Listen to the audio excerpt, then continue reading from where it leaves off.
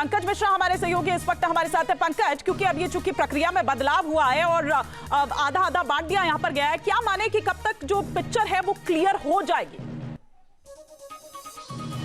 क्योंकि हो सकता है थोड़ी देरी हो इस बार। देखिए, आपको बता दें कि जिस तरह से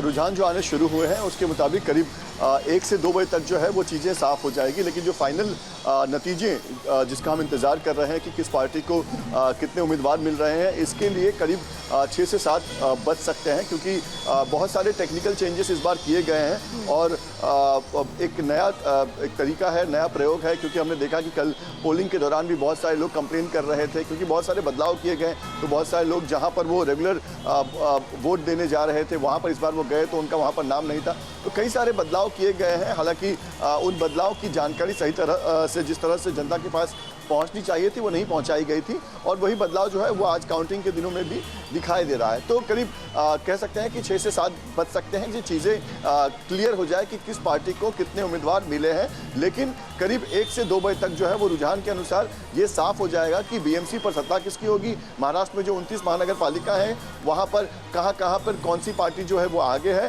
और इस बार राज ठाकरे उद्धव ठाकरे जो एक साथ आए हैं उसका क्या फ़ायदा राज ठाकरे उद्धव ठाकरे को मिलेगा। क्योंकि जो बात आपने कही कि अब इनके पास विकल्प भी नहीं है। राज ठाकरे उद्धव ठाकरे अब साथ आ चुके हैं, उनके साथ जिनको आना था वो उनके साथ हो चुके हैं, और जिन्हें उनका साथ छोड़ना था वो उनका साथ छोड़ चुके हैं। तो अब फिर से न राज ठाकरे कह सकते हैं कि नहीं मैं अकेला चलूंगा, ना उद्धव ठाकरे कह सकते हैं कि नहीं मैं फिर से कोर हिंदुत्व के मुद्दे पर आगे बढ़ूंगा।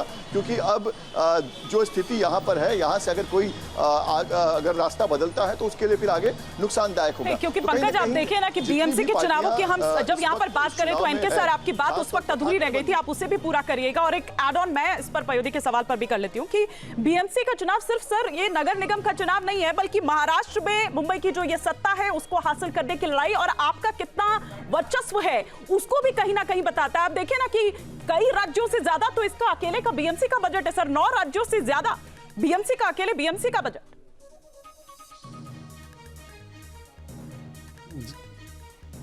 जी बिल्कुल सही कहा आपने। और उसमें अगर पुणे को आप ले लें जी, तो पुणे में अगर जो एग्जिट पोल आ रहा है, अगर आप गौर से देखें तो ये शरद पवार के वर्चस्व का एरिया है। अगर इसमें भी बीजेपी अच्छा करती है तो 2 फैक्टर्स न्यूट्रलाइज हो गए। एक तो ये बाल ठाकरे का जो वो है लिगेसी है जो कि उद्धव ठाकरे और राज ठाकरे में है, वो न्यूट्रलाइज हो गई। और इधर एक बड़ी फोर्स जो कि शरद पवार के नाम पे हुआ करती थी, अजीत पवार उसको आगे बढ़ा रहे थे, जैसे भी बढ़ाए तो वो भी न्यूट्रलाइज होने लगी है। तो आप ये समझ सकती है कि महाराष्ट्र का अगर पूरा इलेक्शन देखें तो 29 इस समय सिविक बॉडीज में हो रहा है, म्युनिसिपल कॉर्पोरेशंस में हो रहा है। तो ये रिफ्लेक्शन है कि स्टेट का मिजाज कैसा है। बताने के बाद आपके पास आते हैं तो शिवसेना यूबीटी के नेता संजय राउत ने बड़ा आरोप लगाया है। चुनाव खत्म होते ही बीजेपी और बीएमसी कमीशन की बैठक हुई, ये आरोप लगाया गया है संजय राउत की तरफ से।